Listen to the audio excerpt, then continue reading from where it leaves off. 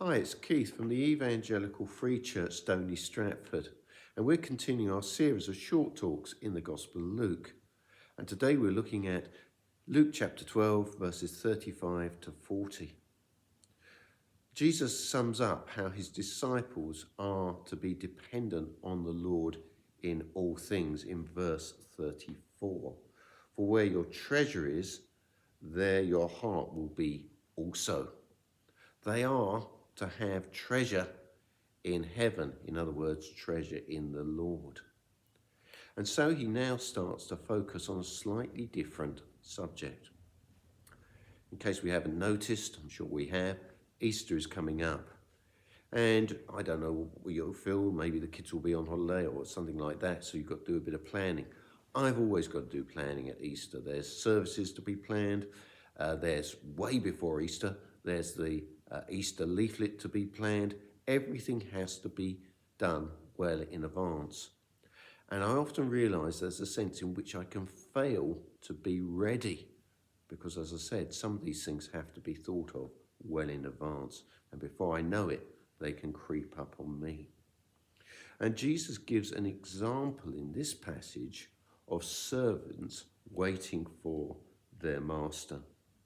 He says they are to be ready, verse 36, like men waiting for the master to return from a wedding banquet, so that when he comes and knocks, they can immediately open the door for him.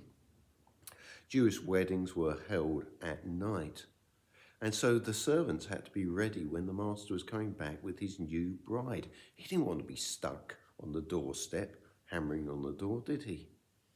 And so they were to respond quickly to their master's concerns when he comes back. But the question would be, why be ready? Well, Jesus points out there are benefits in being ready in the service of the Lord. Because quite remarkably, he gives a picture of roles being reversed. And that's the bridegroom would have been the centre of attention, but listen to this, verse 37. It would be good for those servants whose master finds them watching when he comes. I tell you the truth, he will dress himself to serve, will have them recline at the table, and will come and wait on them. In other words, the roles will be reversed. Perhaps we're seeing a glimpse here of what Jesus did when he washed the disciples' feet at the Last Supper. That was a job for the lowest of servants, but Jesus wanted to teach them that he came not to be served, but to serve. So what an amazing thing that would be. What a sort of unthinkable thing for a chap coming back from his wedding to then serve his servants and see to their well-being. But the key thing in all this is to be ready.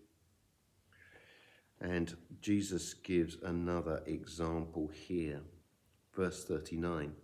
But understand this, if the owner of the house had known at what time the thief was coming, he would not let his house be broken into. No, of course he wouldn't. He would have had, security lights. He would have been ready. He would have had a couple of Rottweilers or something in the yard. He wouldn't have been caught out. And Jesus makes this point about when he comes again. No one knows when it will be. Verse 40, you also must be ready, because the Son of Man will come at an hour you do not expect him to. The point is that at Easter we think about Jesus' death, we think about his resurrection. But the story doesn't stop there, because Jesus has promised one day he will come back. Now, I don't know how you feel about this. You may have just dropped in on this video and thought, well, what's that maniac from the Evangelical Free Church going to be on about? But the point is this, I'm a very cynical person. And over the years, I've studied the Bible and decided it checks out, even the difficult bits. Well, here's the thing. If everything checks out about Jesus' life and his death and resurrection, then that fills me with hope for the future when he says he will come again. And the important thing is to be ready. Are we going to be those who are like servants waiting for their master? Are we just going to carry on as if it didn't matter? You can imagine servants who kept their master waiting on the doorstep when he was waiting for his wedding night were not going to be too popular. Well, we know that one day Jesus will come and judge the world. And the point will be this. Have we given him space in our heart? Have we repented of the wrong things we've done, the times we squeezed him out, when we've blissfully just gone through life without any reference to the one who gives us life, to the one who provides for us? That's the question. How are we to be? Peter, in his second letter, when he's writing to Christians, says this. After telling them that the day of the Lord will appear very suddenly, he says this. This is 2 Peter chapter 3 and verse 11 and the first part of verse 12. Since everything will be destroyed in this way, what kind of people ought you to be?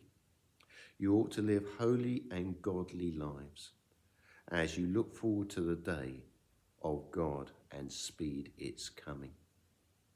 The important thing is, this Easter, and it's a good time to consider it, is where do we stand in relation to Jesus Christ? Have we sought his forgiveness yet? If not, it's time to do something about it. Thank you so much for listening.